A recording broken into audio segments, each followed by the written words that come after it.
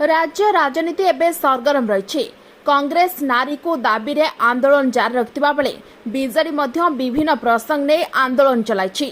तेबे अक्टोबर आरंभ हेब पदयात्रा पॉलिटिक्स अर्थात राजनीति। बीजेडी और कांग्रेस पृथक पृथक भाव में पदयात्रा माध्यम लोकों पाखक जावाक एभली कार्यक्रम घोषणा करछंती। सरकार विफलता को गांधी जयंती घरे घरे पहुंचाइब बीजेडी। प्रति वर्ष भली चलित वर्ष मध्य अक्टोबर 2 गांधी जयंती दल आरंभ करिब पदयात्रा। नारी निर्यातना, महानदी, पोलाभरम भली प्रसंग में सरकार विफलता नहीं लोकों पाखक पहुंचाइबाक लंबा ब्लू प्रिंट प्रस्तुत करिछि बीजेडी। संविधान बचाओ सत्याग्रह माध्यम अक्टोबर 2 कांग्रेस वर्षे व्यापी पदयात्रा करने को अंटा भिड़ी। सेपटे बीजेपी त्रिरंगा पदयात्रा जारी रहिबो बोली दल कहिछि। पदयात्रा माध्यम बीजेपी सरकार गोटिए पर गोटिए विफलता को लोकों सामना को आनिब दल।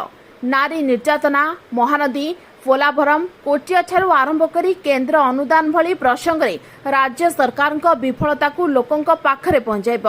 एने खूब शीघ्र कार्यसूची प्रस्तुत कराजिब। अन्यपटे अक्टोबर 2 तारिख कांग्रेस वर्षे व्यापी पदयात्रा करिब। कांग्रेस संविधान बचाओ सत्याग्रह मालकानगिरी आरंभ करिब। 3टी पर्याय कांग्रेस पदयात्रा करिब। कांग्रेस वर्षे व्यापी पदयात्रा रे लोकसभार विरोधी दल नेता राहुल गांधी, सांसद प्रियंका गांधी एआईसीसी वरिष्ठ सदस्य माने सामिल हेबार कार्यक्रम रहितिबा पीसीसी सभापति कहिसेंती। गांधी जयंती पीसीसी सभापति मालकानगिरी पदयात्रा आरंभ करी 147 निर्वाचन मंडल पदयात्रा माध्यम जन सचेतन करिवे बोली कहिसेंती।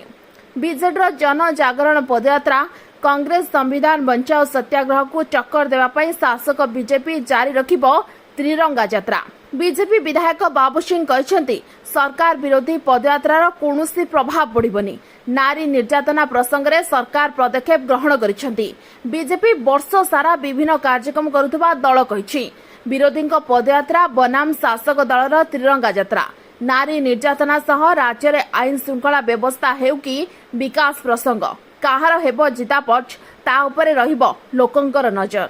Bureau report OT live. अधिक खबर देखिया ओटी लाइव को सब्सक्राइब करंतु एवं ए खबर टिकु अधिक शेयर करंतु।